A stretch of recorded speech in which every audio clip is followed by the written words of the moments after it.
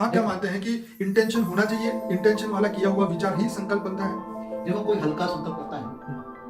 चाहे भारी संकल्प हो चाहे हल्का संकल्प, कोई भावना युक्त संकल्प हो कोई हल्की भावना का संकल्प, तो कैसे इफेक्ट करता है मनुष्य को ये आपको बता दूं। हर कोई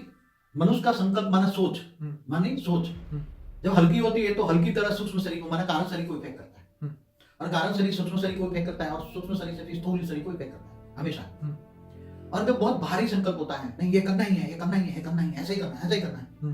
बार बार सोचता रहता है, भावना के साथ होता है, कोई भी संकल्प को भावना के साथ होता है, तो उसका कारण शरीर में वो भावना का बहुत बार बार का पूरे कारण शरीर में, कारण शरीर ने आकाश तत्वों का शरीर, पूरे कारण शरीर में वही भावना वाला संकल्प बार बार बार बार अंदर रिकॉर्ड होता है, घूमेगा,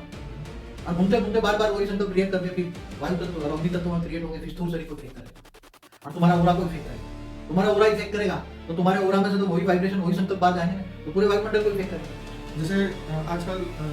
सास बहू की सीरियलों में या ऐसी चीजों के अंदर ऐसी एक दूसरे के प्रति इतनी नेगेटिव भावना पैदा कर देते हैं, जैसे एक सांप और नेवला एक दूसरे को देख के जो गुस्सा प्रकट करते हैं, या अपने जैसे गुस्से में आके भाई मैं इसको बर्बाद कर दूंगा, ये जो बार बार जो ऐसे विचार संकल्प जो भी वो करते हैं तो उसके अंदर रिकॉर्ड हो जाता है। हाँ तो मनुष्य देखो संकल्पों से तो ओरा बनता है, मेरी ओरा की वीडियो है उसमें देखना ओरा कैसे बनता है, मनुष्य की सोच के कारण तो ओरा बनता है। तो क्या बाबूजी, क्या मन की यही वृत्ति जो है जो मन को भटकाती रहती है? देखो मन को भटकाने वाली कई परिस्थितियां खड़ी हो जाती हैं, मगर मन के अंदर जो बुद्धि है ना, बुद्धि उसको भटकाती है, और बुद्धि को कौन भटकाता है? उसके संस्कार, अनेकों जन्मों के जो संस्कार भरे पड़े हैं ना उस आत्मा में,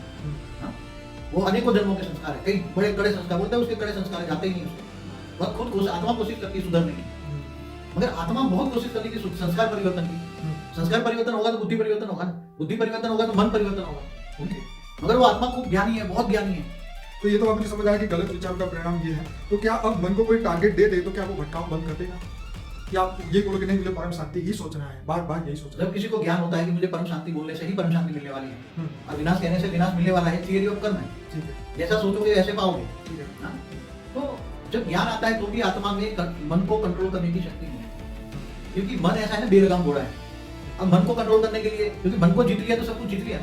मन जीता जगत जीता, क्योंकि आत्मा ने मन द्वारा ही समझन किया, आत्मा ने जो भी रचना की है, जो भी उसकी दुनिया है, जो भी आत्माओं की दुनिया है, आत्मा की दुनिया, जो भी आत्मा जो सोचता है उसके हिसाब से उसके संसार बनता है। क्या माया भी मन ने बनाई है? देखो एक बात, माया तो बहुत सारी आत्माओं ने इकट्ठे होकर नेगेटिव सोच से, नेगेटिव सोच नेगेटिव तत्व बनाती है। क्या